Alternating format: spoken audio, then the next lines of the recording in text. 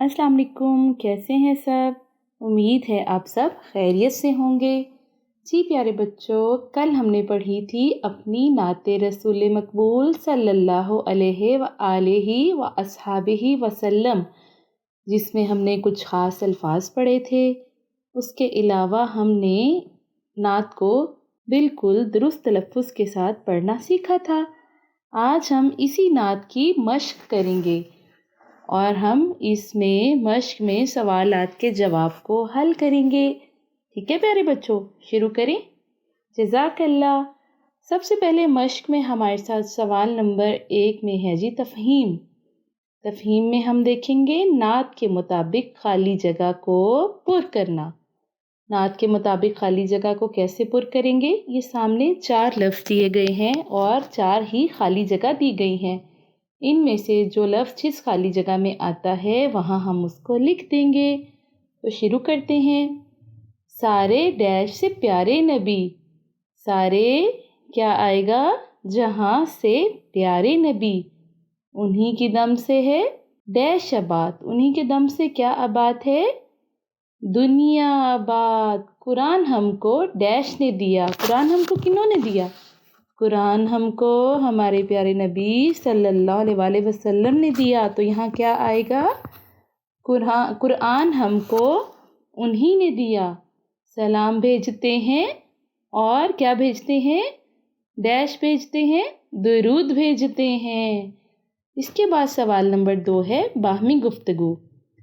سوال نمبر 2 میں آپ آپس میں گفتگو کریں اور مجھے بتائیں کہ روضہ رسول صلی اللہ علیہ وآلہ وصحبہ وسلم کی کیا فضیلت ہے؟ تو پیارے بچوں، یہاں میں آپ کو بتاتی جاؤں کہ روضہ رسول صلی اللہ علیہ وآلہ وصحبہ وسلم کی یہ فضیلت ہے کہ جو روضہ رسول پر جا کر آپ نبی اکرم صلی اللہ علیہ وآلہ وسلم کو سلام کرتا ہے تو سنا گیا ہے کہ آپ نبی اکرم صلی اللہ علیہ وآلہ وصحبہ وسلم خود ان کو سلام کا جواب دیتے ہیں۔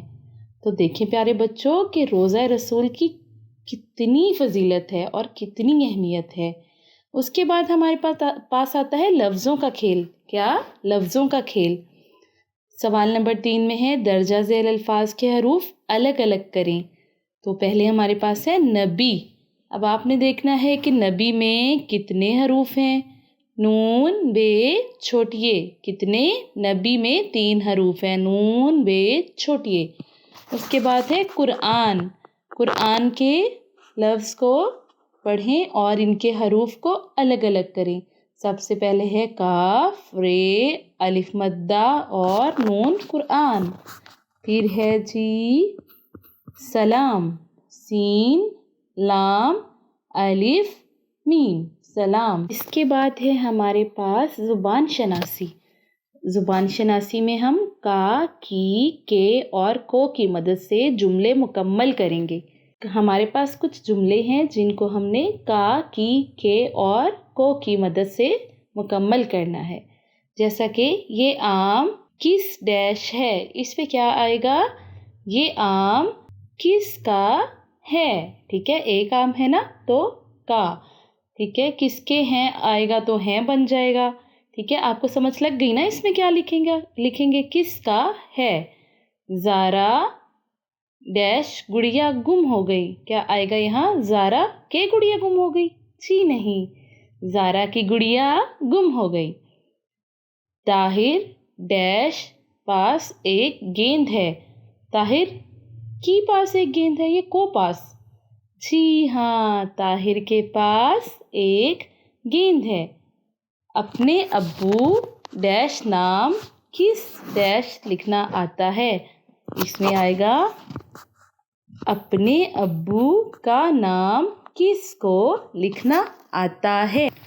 اس کے بعد ہم دیکھیں گے سوال نمبر 5۔ اس میں ہم پڑھنا سیکھیں گے۔ درجہ ذیل اشعار کو سن کر درست تلفظ اور روانی سے ساتھی طلباء کے ساتھ مل کر ترنم سے پڑھیں اور سوالات کے جواب دیں۔ رحمت بن کر آنے والے، بگڑی بات بنانے والے، ساری خلق میں سب سے آگے، اچھائی پھیلانے والے، ان کا پیارا نام محمد، پاک نبی کہلانے والے۔ اچھا پیارے بچوں، اس کے سوال کے جواب میں آپ نے مجھے بتانا ہے کہ کیا آئے گا۔ یہاں 2 سوال دیے گئے ہیں، میں آپ سے پوچھتی ہوں کہ رحمت بن کر کون آئے؟ رحمت بن کر کون آئے؟ ہمارے پیارے نبی صلی اللہ علیہ وآلہ وأصحابہ رحمت بن کر آئے۔ اچھا پیارے بچوں، سوال نمبر بے ہے اس میں، ہمارے پیارے نبی صلی اللہ علیہ وآلہ وأصحابہ وسلم نے دنیا میں کیا پھیلایا؟ کیا پھیلایا دنیا میں؟ آپ نبی اکرم صلی اللہ علیہ وآلہ وأصحابہ وسلم نے پوری دنیا میں اچھائی پھیلائی۔ پیارے بچوں، سوال نمبر 6 میں ہے، اس نعت کے مشکل الفاظ کا املا لکھنے کی مشق کریں، ٹھیک ہے؟ اس نعت کے مشکل الفاظ کے املا لکھنے کی مشق کریں۔ تو اس میں ہم جو بھی مشکل الفاظ ہیں ان کو لکھ کر اپنی املا کریں گے، جیسا کہ امت، ہمارے، پیارے، دم، سارے، قرآن، مسلمانوں، ٹھیک ہے، دلارے، سلام، درود، چاند اور تارے، ٹھیک ہے، جہاں، قرآن، سلام، یہ سارے کیا ہیں؟ مشکل الفاظ ہیں، تو ہم ان کی املا کریں گے۔ اب ہمارے پاس سوال نمبر 7 میں ہے تخلیقی لکھائی۔ تخلیقی لکھائی ہم کیسے کریں گے؟ الف، واو، چھوٹیے اور بڑیے کی مدد سے الفاظ بنائیے۔ اس میں ہم دیکھیں گے پہلا لفظ ہے ہمارے پاس مان، تو ہم اس کو بنائیں گے مانا، واو لگا دیں گے تو مانو بن جائے گا، چھوٹیے لگا دیں گے تو مانی بن جائے گا، بڑیے لگائیں گے تو مانے بن جائے گا۔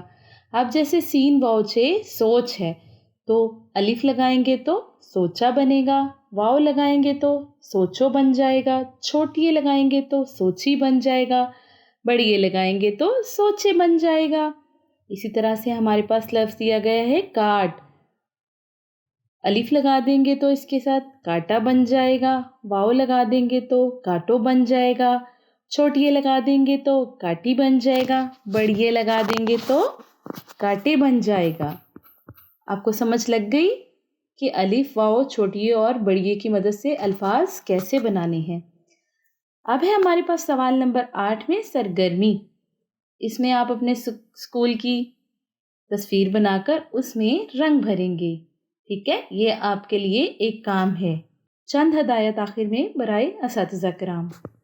بچوں کو بتایا جائے کہ نعت ایسی نظم کو کہا جاتا ہے جس میں رسول پاک صلی اللہ علیہ وآلہ وسلم کی تعریف بیان کی جائے۔ بچوں کو زیادہ سے زیادہ بولنے کا موقع دیجیے تاکہ اغلاط کی صورت میں درستگی میں مدد مل سکے۔